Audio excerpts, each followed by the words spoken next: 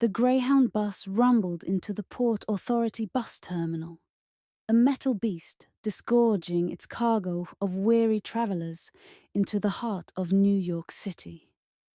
Among them was Ethan, a young man of 18, fresh from the rolling hills of Virginia. He clutched a worn leather satchel, his eyes wide with a mixture of trepidation and excitement.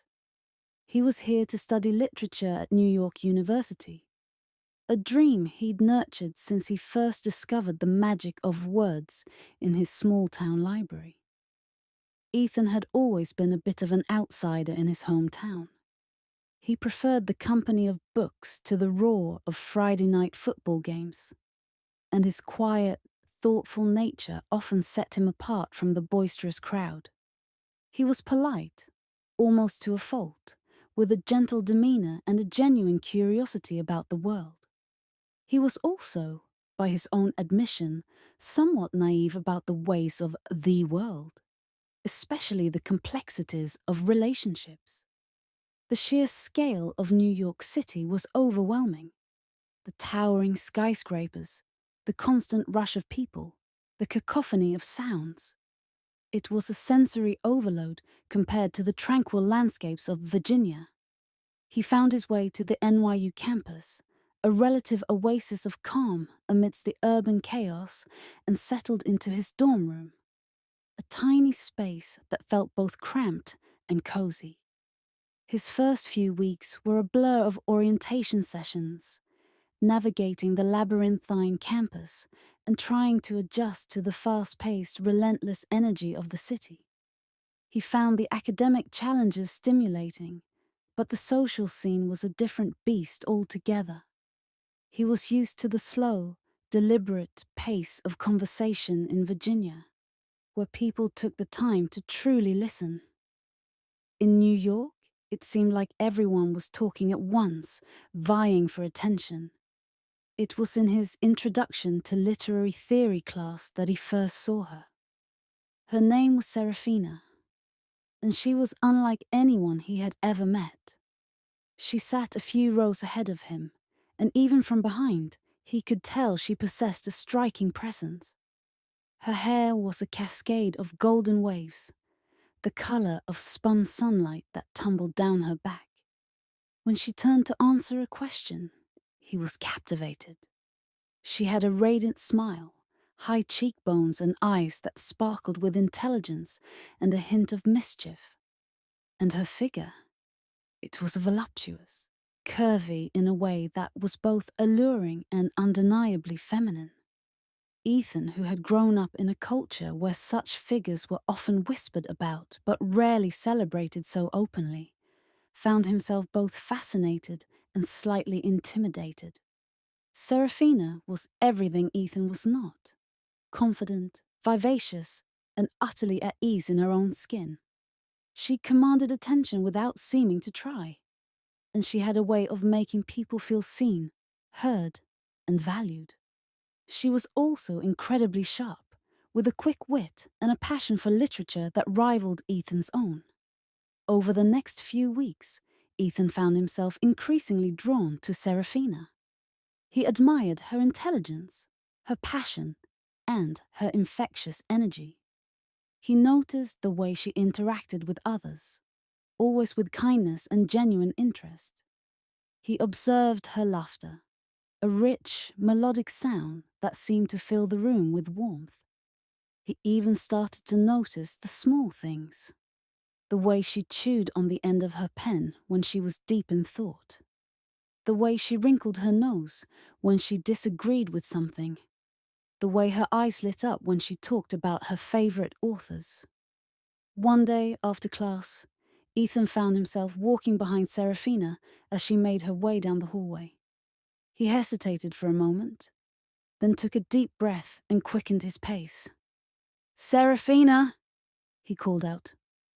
She turned, her golden hair swirling around her. "Oh, hi," she said, her smile warm and welcoming.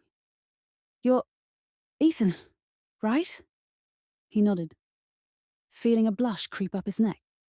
"Yeah, I just wanted to say, I really enjoyed your comments in class today." About Virginia Woolf. I'm a big fan too. Seraphina's eyes sparkled. Oh, really? Me too. I think Mrs. Dalloway is one of the most beautiful, heartbreaking books ever written. They talked for a few minutes about Woolf, about her use of stream of consciousness, about the way she captured the inner lives of her characters. It was the first time Ethan had felt a genuine connection with someone in New York, and he found himself completely captivated by Seraphina's enthusiasm and insight.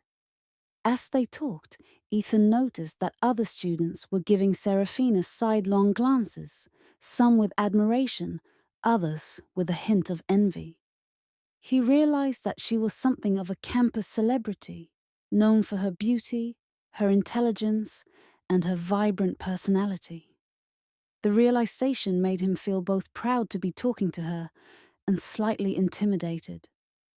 What would someone like Seraphina see in someone like him? Well, Seraphina said finally, I should probably get going. I have another class in a few minutes. Oh, okay, Ethan said, feeling a pang of disappointment. It was really nice talking to you, Seraphina said, her smile lingering for a moment longer. Maybe we can talk more about Wolf sometime? I'd like that very much, Ethan said, his heart suddenly lighter than it had been in weeks.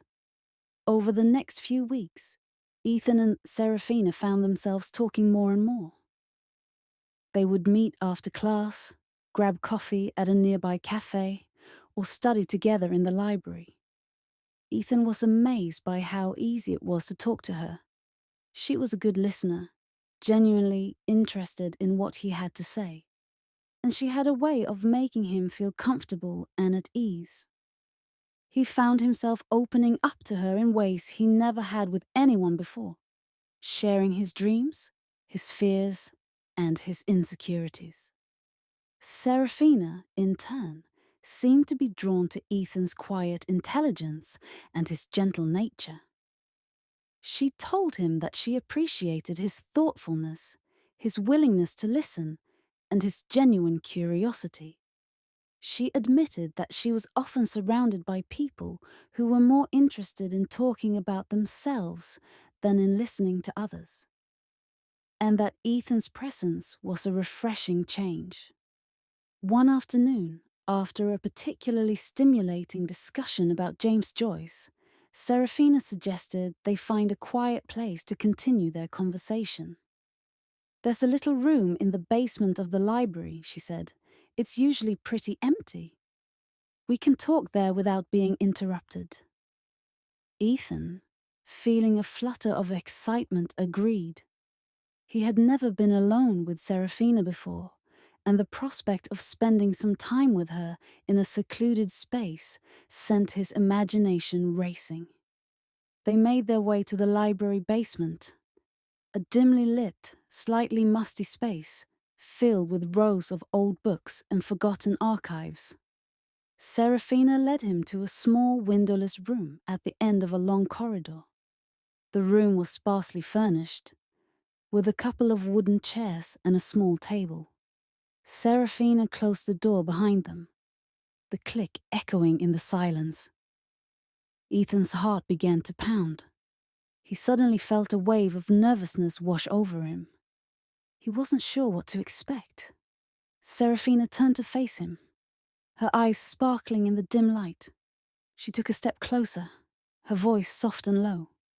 Ethan, she said, I've really enjoyed getting to know you. You're different from anyone I've ever met. Ethan swallowed, his throat suddenly dry.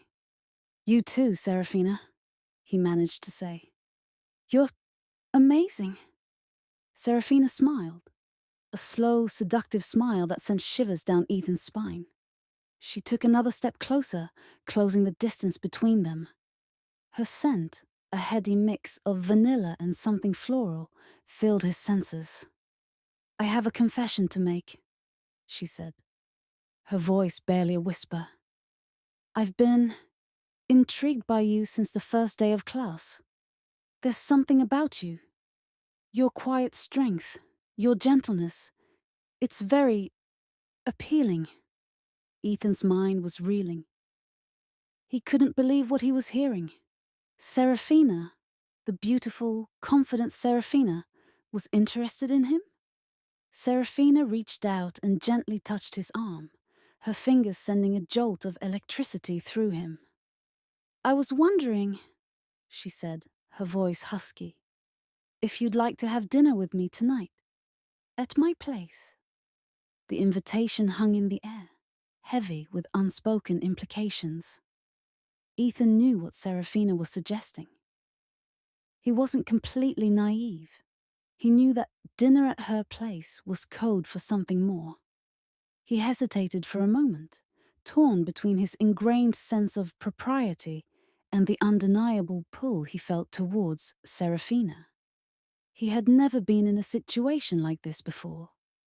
He had always been taught to be respectful and to treat women with the utmost care.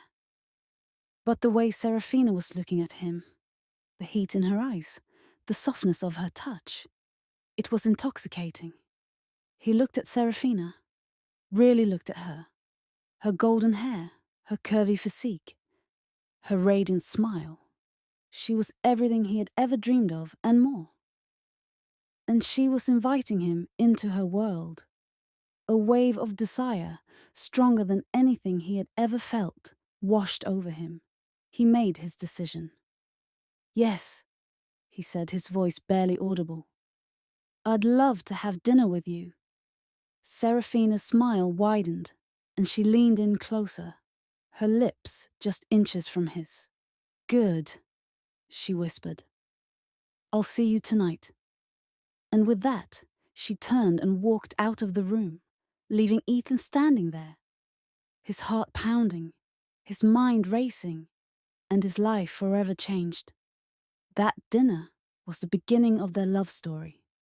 It was a whirlwind of passion, discovery, and connection.